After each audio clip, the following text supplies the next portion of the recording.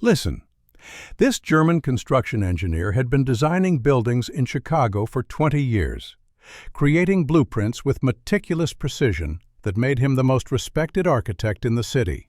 But when corporate espionage threatened to destroy his firm and steal billions in intellectual property, what he did next revealed why someone with his background chose to build instead of spy, and why his understanding of surveillance ran deeper than anyone imagined. Hartwell and Associates was one of Chicago's most prestigious architectural firms, specializing in high-rise commercial construction that required cutting-edge engineering and innovative design solutions. The firm handled projects worth billions of dollars, creating the blueprints for skyscrapers that would define the city's skyline for decades. Klaus Hoffmann had been the firm's senior structural engineer for 20 years, responsible for the mathematical precision that turned architectural visions into buildable reality. His calculations ensured that 70-story towers could withstand Chicago winds, that foundations could support impossible weights, that glass and steel could reach toward the sky without collapsing under their own ambition.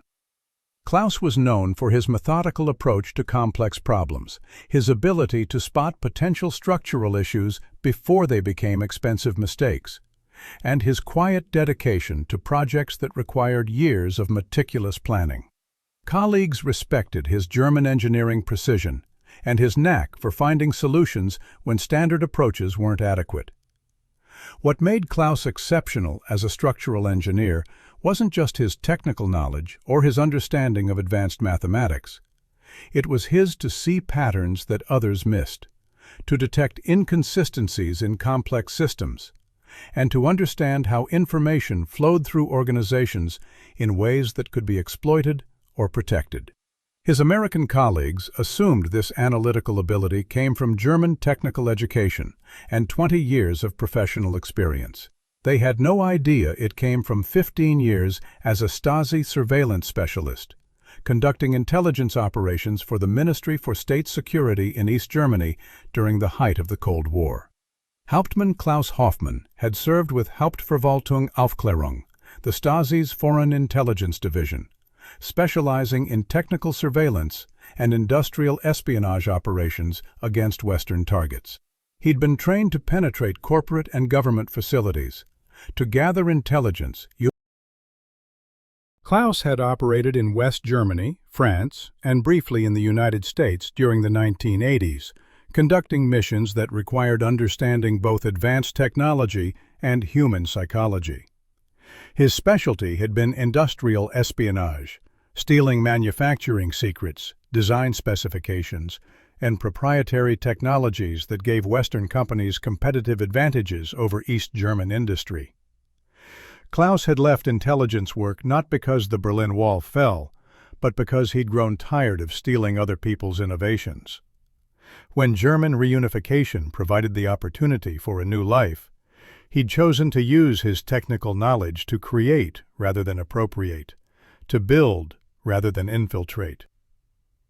Immigration to America had seemed perfect, using his understanding of complex systems to design structures that would last centuries rather than gathering intelligence that would be obsolete within years. For 20 years, it had been exactly the fresh start he'd needed. Until Monday morning, when Klaus discovered that Hartwell and Associates was being systematically infiltrated by corporate spies, using techniques he recognized from his own operational playbook. Klaus was reviewing structural calculations for the firm's largest project, a $2.8 billion mixed-use tower that would be Chicago's tallest building, when he noticed anomalies in the computer systems that triggered his dormant Stasi training. File access logs showed unusual patterns of document retrieval that didn't match normal workflow procedures. Network traffic analysis revealed data transfers occurring during off-hours, when no authorized personnel should have been accessing proprietary designs. Security camera footage contained subtle inconsistencies that suggested professional surveillance countermeasures. Klaus recognized the signature of sophisticated industrial espionage, the kind of operation that required advanced technical skills, intimate knowledge of the target organization, and resources that suggested either foreign intelligence services or major corporate competitors. Using analysis techniques learned during 15 years of Stasi operations, Klaus began investigating the security breach. What he discovered was a comprehensive infiltration designed to steal not just the current skyscraper project, but the firm's entire portfolio of innovative engineering solutions.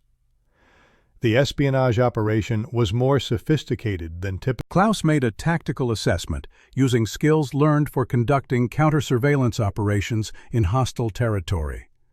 The industrial espionage represented a threat that could destroy Hartwell and Associates and compromise billions of dollars in intellectual property developed over decades.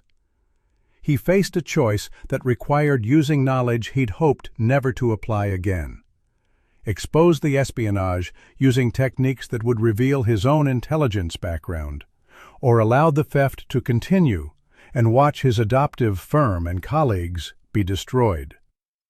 Klaus began implementing counterintelligence procedures that weren't taught in engineering school. Using his understanding of surveillance technology and operational security, he created a plan to identify the corporate spies without alerting them that their operation had been compromised. He installed detection equipment disguised as routine building maintenance systems, established monitoring protocols that would track unauthorized access without triggering security alarms, and began analyzing patterns of information flow that would reveal who had access to sensitive data at critical times. "Klaus, what are you doing with all this electronic equipment?" asked Sarah Mitchell, the firm's project manager, as she noticed unusual devices being installed throughout the office. "Conducting comprehensive building systems analysis," Klaus replied, using his authentic engineering authority to explain surveillance equipment installation. "Checking for electromagnetic interference that could affect our computer-aided design systems." Klaus was actually establishing the kind of comprehensive surveillance net that he'd once used to monitor Western intelligence targets. But instead of gathering intelligence, he was using the same techniques to protect his colleagues from industrial espionage. Within 2 weeks, Klaus had identified the infiltration methods: 3 employees who weren't who they claimed to be, surveillance equipment hidden in office infrastructure, and computer network compromises that allowed real-time monitoring of proprietary design work. Klaus's analysis revealed that Hartwell and Associates was being targeted by a consortium of international construction companies seeking to steal the firm's innovative engineering solutions for high-rise construction in earthquake-prone areas. The stolen technology was worth hundreds of millions in development. Using skills adapted from Stasi counterintelligence operations, Klaus documented the entire spy network without alerting them that their operation had been discovered. He gathered evidence using techniques that would be admissible in corporate legal proceedings while protecting the firm's intellectual property from further compromise. "Sarah," Klaus said during a private meeting with firm management, "we have a serious security problem. I've identified systematic industrial espionage targeting our most valuable projects." "Espionage, Klaus, that sounds like something from spy movies." "Not movies, reality.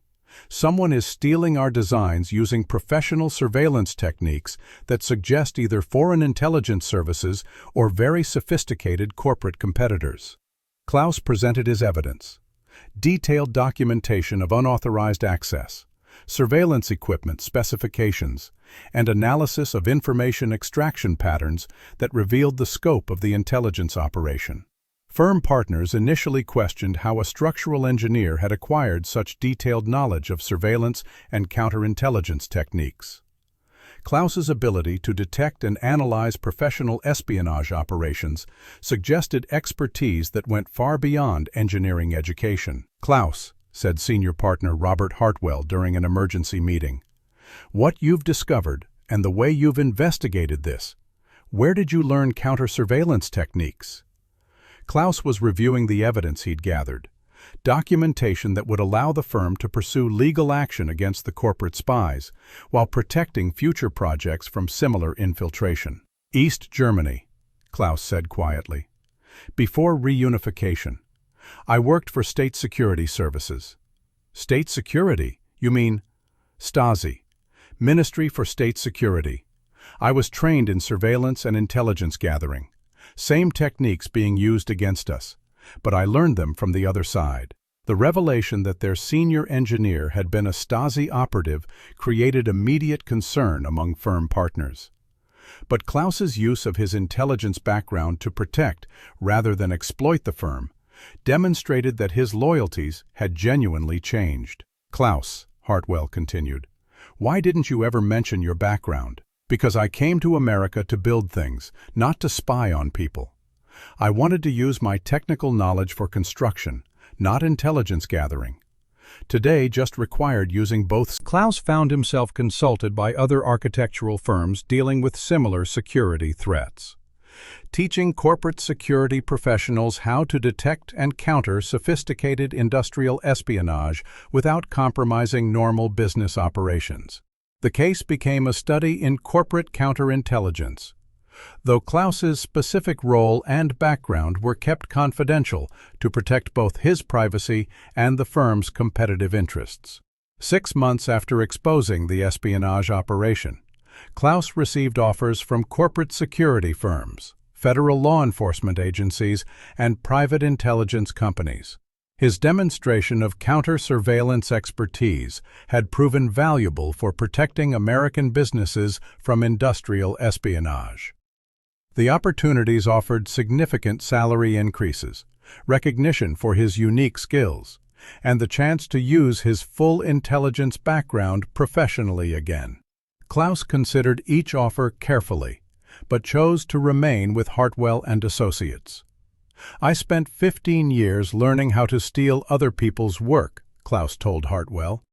I'd rather spend the rest of my career helping create things that are worth stealing. Klaus continued as senior structural engineer, but with expanded responsibilities for corporate security and protection of intellectual property. His unique combination of technical engineering knowledge and intelligence expertise made him invaluable for protecting the firm's innovations. 2 years after the espionage case, Klaus had become an unofficial consultant for the Chicago business community, helping other firms protect against industrial espionage while continuing his primary work as a structural engineer. He developed security protocols that protected intellectual property without interfering with normal business operations, trained corporate security personnel in threat detection, and created systems that prevented industrial espionage while maintaining the open collaboration necessary for innovative design work. But Klaus's greatest contribution was proving that skills learned in intelligence work could be used to protect rather than exploit, to defend rather than attack, and to build trust rather than gather secrets. So now, I gotta ask you guys, have you ever worked with immigrants who brought unexpected expertise to American businesses? People whose backgrounds included skills that seemed mysterious but proved invaluable. Thanks for watching, guys. If this story moved you, share it with someone who appreciates the complex backgrounds that immigrants bring to American businesses. Hit subscribe to help us celebrate those who left difficult pasts behind to build better futures. And the next time you work with someone who has an international background, remember Klaus Hoffmann. Remember that some of the most skilled professionals learned their trade in places where expertise meant survival, and chose to use that knowledge to protect and build rather than exploit and destroy. Because sometimes the most important intelligence work happens in corporate offices, where former spies use their skills to defend against the very techniques they once employed.